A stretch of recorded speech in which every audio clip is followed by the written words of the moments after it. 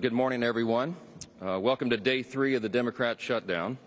You can see it's pretty empty around here. There's normally a lot of activity. On an average day, we have about 7,000 visitors here in the Capitol. School children and school groups and visitors and constituents, but they're not here right now. And around the country, all around the country right now, real pain is being endured by real people because the Democrats have decided to play politics. So Leader Thune and I wanted to come out and do 2 things today, just give you a brief update on where things stand with this Democrat shutdown, and then to reiterate once more, present the simple facts about what we're facing. This is necessary because the Democrats have a full-out assault to spin the facts and try to pretend as though they are not what they actually are. And some of the mainstream media are participating in this as well. I was giving our leadership press conference yesterday, and in mid-sentence I was cut off by one of the networks, CNN. I hope you'll stay with us for a few more moments, because what I was about to say before they went to try to disclaim my remarks was I was about to point to the very page in Chuck Schumer's counter-proposal continuing resolution that proves the very fact that we've been stating. So let me go through that very quickly so everyone here has no question. And I want Chuck Schumer and Elizabeth Warren and AOC and everybody else who's been trying to spin this truth to watch and try to refute what I'm about to show you. Now, here's a visual aid, okay? This is the bill. This is the counter-proposal continuing resolution that Chuck Schumer and the Senate Democrats filed. 2 weeks ago, mid-September, the House passed a clean, simple continuing resolution. It merely continues the Biden-era policies and spending that we're enduring right now for 7 more weeks to allow the appropriations process to continue. That's Republicans and Democrats in both chambers working together to get the government funded. We ran out of time because the end of the fiscal year is September 30th. We needed a few more weeks, so we sent it over. Ours is 24 pages in length. It says let's just keep the status quo so this process, this procedure, this regular order can be done. Chuck Schumer rejected that. Senate Democrats rejected that. Now 3 times they voted against that measure, and this is what they propose in advance, in exchange for that. So instead, the counterproposal, this is page 57. This is on our website. Go to speaker.gov. You can get all these visual aids for yourself, all right? Page 57, section 2141.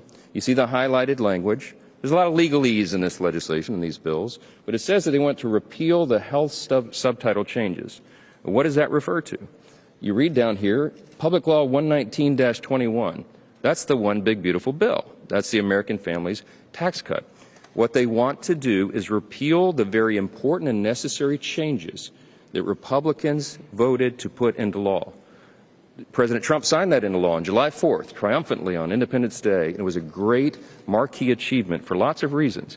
Well, some of the most important provisions in that law was that it eliminated fraud and abuse of our health system. Medicaid has been rife with fraud and abuse, and so we reformed it. Why? To help provide more and better health services for the American people. Because the problem with Medicaid is it's been abused. We had so many people on Medicaid that never were intended to be there. Medicaid was written for the people who need it most, the elderly, the disabled, sometimes young pregnant women who are in difficult situations. But the resources are being drained. You know why? Because there was 2 primary categories of people that should never have been there in the first place. One was able-bodied young men who are riding the wagon who should be working. We got them back to work. And the other thing that we focused on was the illegal aliens. By the CBO's estimate, about 1.4 million illegal aliens were receiving Medicaid benefits that were intended only for U.S. citizens that met the categories I just described. They were gaming the system. They were cheating the system. And what that means is that less resources were available for the people, the Americans who actually needed it most. So we did the common sense thing, the right thing, the just thing, and we put it in the law. And the president signed that, gladly signed it into law. They want to repeal it. They want to give those resources back to illegal aliens. That's exactly what that highlighted language means. On this exhibit number 2 over here, I feel like I'm back in court. Exhibit number 2, okay? This is the specifics of what that would mean. When we say they want to give $200 billion back to illegal aliens, these are the specifics. If you read the legalese here in the language in the bill on page 57 and what follows, that's what it's talking about. These are all the various provisions in the chart over here. Those are listed in millions.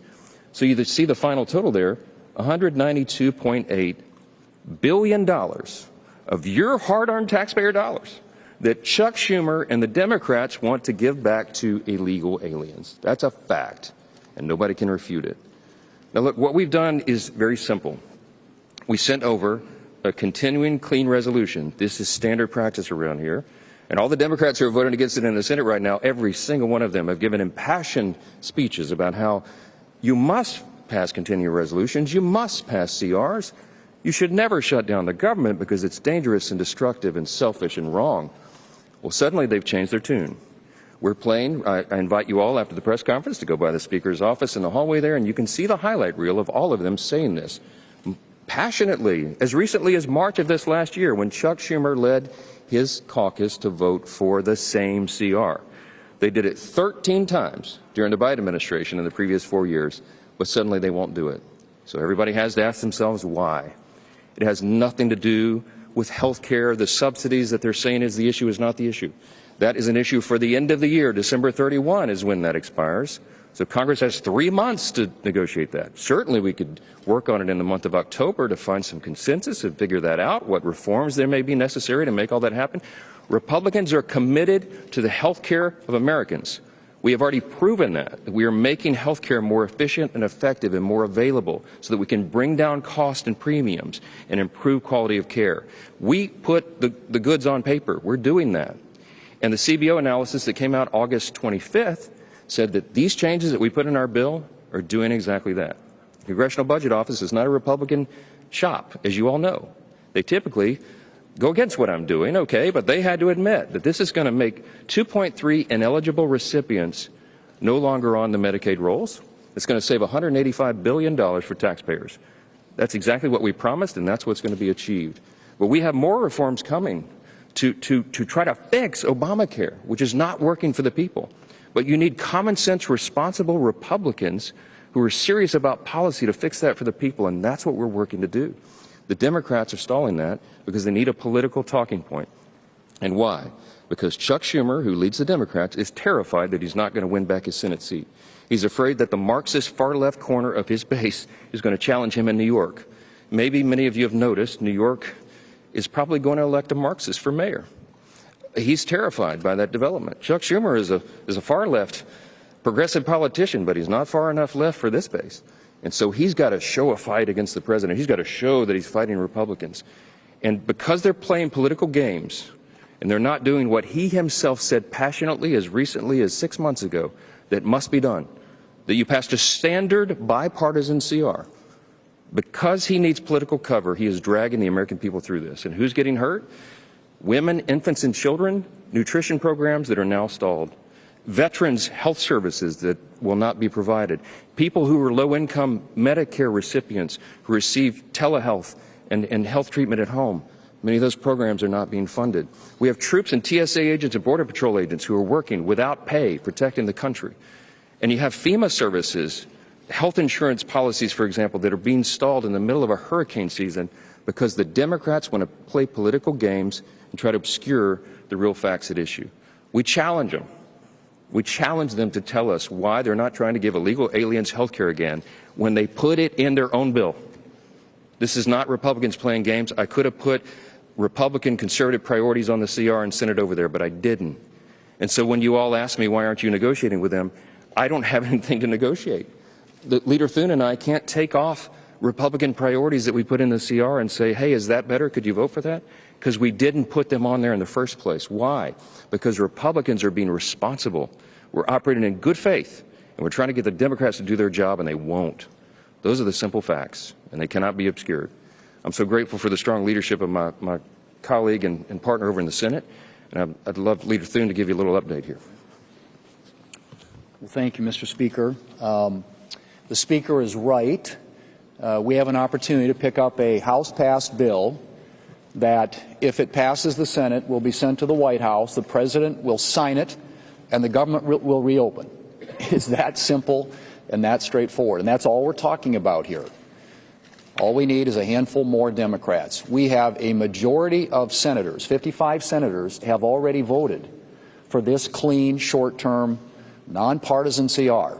As the Speaker said, no policy riders, no gimmicks, Nothing in here that benefits Republicans. This is a straight-up 7-week funding resolution, and we need it to keep the government open. And if we don't keep the government open, you'll have all the things that the Speaker just alluded to, all the Americans who are adversely impacted by this government shutdown.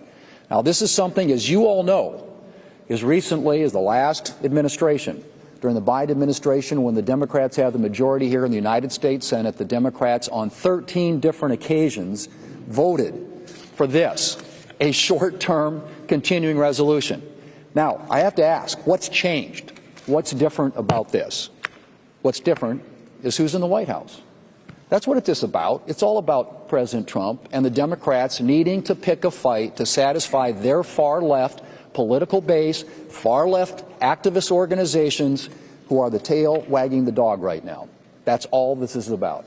And you have a Democrat leader from New York in the Senate, a Democrat leader in the House from New York, and you have a mayoral race in New York, you've got AOC, you've got all these people that are bringing pressure to bear on what should be a routine, simple, straightforward proposition, and that is a short-term continuing resolution to keep the government funded, which is sitting right now. This is sitting at the Senate desk. We will have a vote another hour or two, and it'll be the 4th time that Democrats will have an opportunity to vote to keep the government open.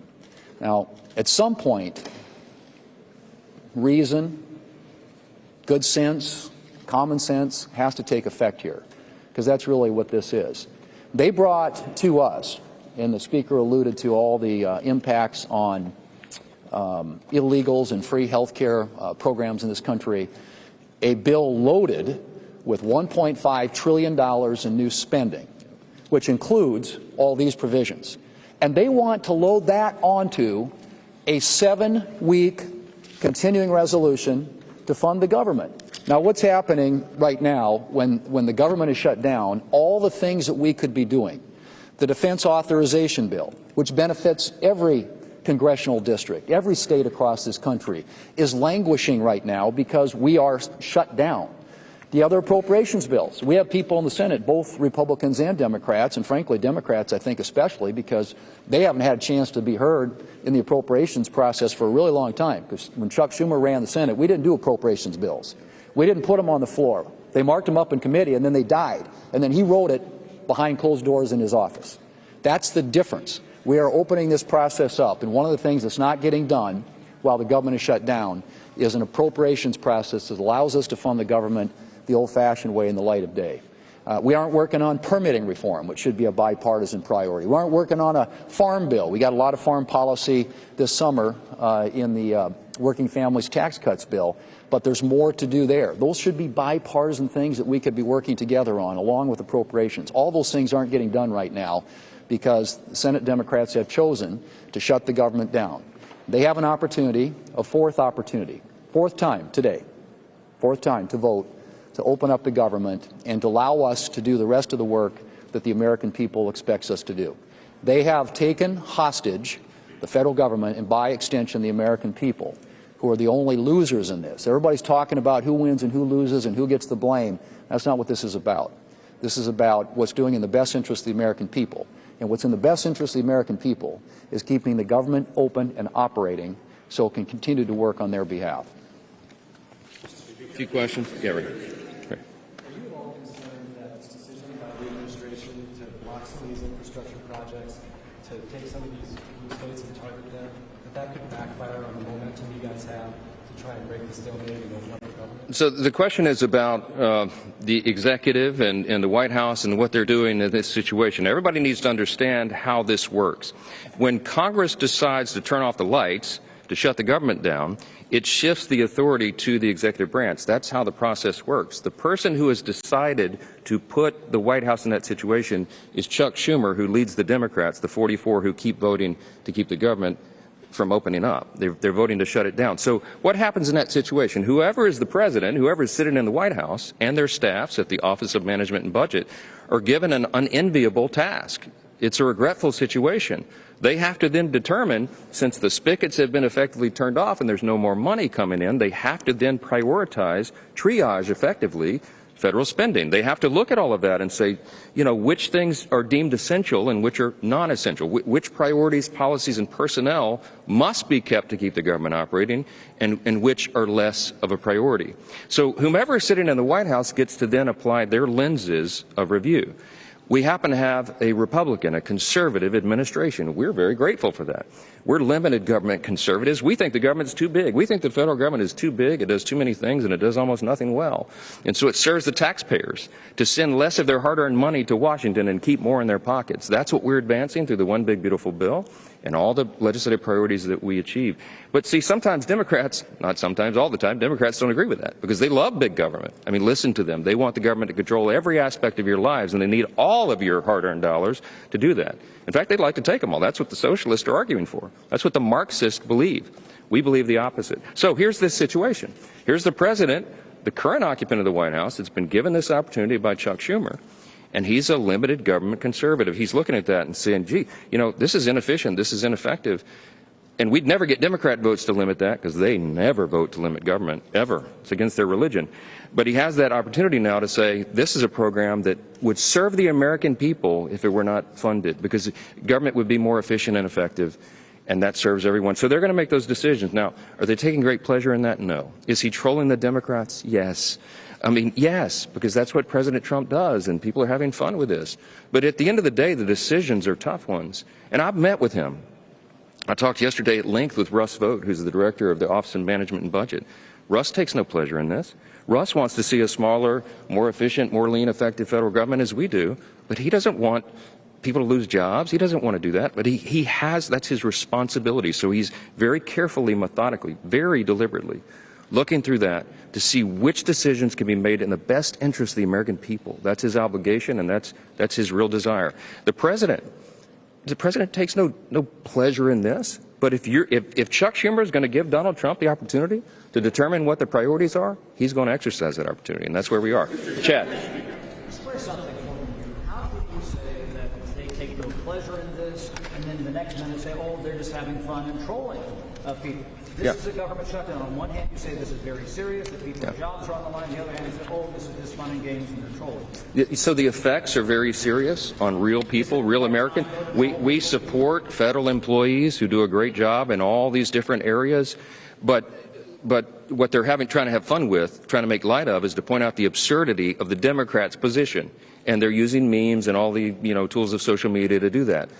Some people, find that entertaining, but at the end of the day, the decisions are hard ones, and I'm telling you, they're not taking any pleasure in that. Yes, Jake.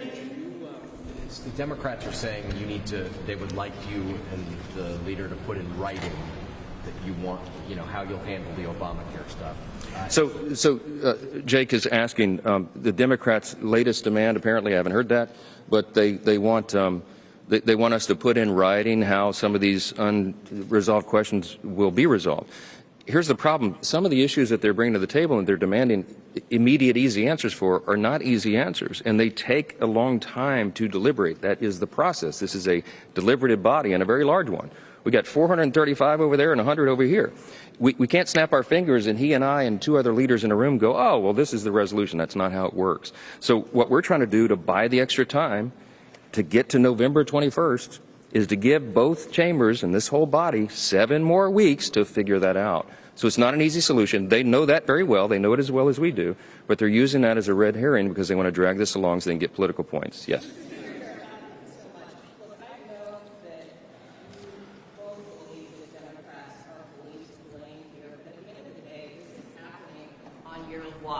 Do you take any responsibility for what's happening, and what is the justification for not holding votes in your chamber this week and potentially yours this weekend when there are some bipartisan conversations happening in the Senate?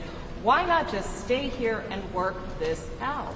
I'll give you my quick answer. I'll yield to the leader, but my quick answer is very simple. The House did its job. The House sent a bipartisan, very simple, very conventional 24-page continuous resolution to keep the lights on. And we sent it over, we passed it, and it's been rejected by the Senate. So the House will come back into session and do its work as soon as Chuck Schumer allows us to reopen the government. That's plain and simple. Right. Well, and as I mentioned, all the things we aren't doing, right? So we're in a shutdown posture here because of Senate Democrats. There is united support, House Republicans, Senate Republicans, a few Senate Democrats, the President of the United States in support of keeping or opening the government back up. And right now it's being blocked by the Senate Democrats. And all it takes, as you point out, is a handful more. We get 4 or 5 more votes and we can actually pass this thing. And there are discussions going on with our colleagues on both sides of the aisle. But at some point they have to take yes for an answer. I mean, the things that people want, and I don't disagree with this at all, is a normal appropriations process, putting bills on the floor, getting conference passed bills on the floor of the House and Senate so we can actually fund the government the old-fashioned way. And I'm all for that, and we've made that very clear to them. We can't make commitments or promises on the COVID subsidies because that's not something that we can guarantee that there are the votes there to do. But what I've said is I'm open to having conversations with our Democrat colleagues about how to address that issue. And I think that but that can't happen while the government is shut down. I mean, we've got to open up the government. And with respect to our schedule, like I said, I don't know how many times you're going to give them a chance to vote no. And hopefully over the weekend they'll have a chance to think about it, and maybe some of these conversations start to result in something to where we can start moving some votes and actually get this thing passed. But there's nothing to be gained at this point by negotiating something that there's nothing to negotiate. I mean, I think that's essentially where we are. This is again, a straightforward, simple solution to keep the government open. And then all these other issues that we're talking about, we're happy to sit down and have conversations. The president said that this is an unprecedented opportunity to make cuts to programs. Do you see that as an unprecedented opportunity? And is that helpful toward these bipartisan negotiations? You mentioned you only need a handful more Democrats. Well, I mean, as the Speaker pointed out, when you're in a shutdown situation, you have to manage the government. And any administration is going to make decisions based on their priorities. Figure out where to move money from here to here, this agency, this department, these employees. That's the situation the Democrats have put the administration in. Now, to your point, I mean, I think they're going to make decisions that are consistent with their priorities. And yes, they're going to have a different political view of the world than the Democrats might have, but that's what the Democrats have wrought by doing this. They are allowing the administration to do the very thing that back in March they said they didn't want to give them the authority to do, and that's to make decisions just like that. But that's what's going to happen. And again, why I'm at a loss to explain the strategy behind this, other than it generates contributions and activist energy support from the far left of the Democrat Party. If you're a Republican or a Democrat here in the Senate or in the House for that matter, who actually wants to get results and get things done, you're losing that opportunity by keeping the government shut down, and you're also handing the administration an opportunity to do things that probably in most cases you're not going to agree with. Last question. Is out with a new poll that shows overwhelming support, including among Republicans, to extend the Obamacare subsidies. I know you both said you want to reform them. So do you commit to doing something to address those subsidies so that insurance premiums don't spike for Americans? Republicans commit to continue the work that we've already been doing and demonstrating to bring down costs and improve quality of care. We are committed to that, and we will do whatever is necessary to make it happen. This is one of many issues that have to be deliberated and discussed through our process. What we're asking the Democrats to do, I'll close as we began. Please open the government so we can do that work, so that all the members of both chambers can be here to do the work, to legislate and to deliberate. They've stopped our ability to do that with these political antics, and we hope it ends. Thank you all for being here. People are furloughed. Why the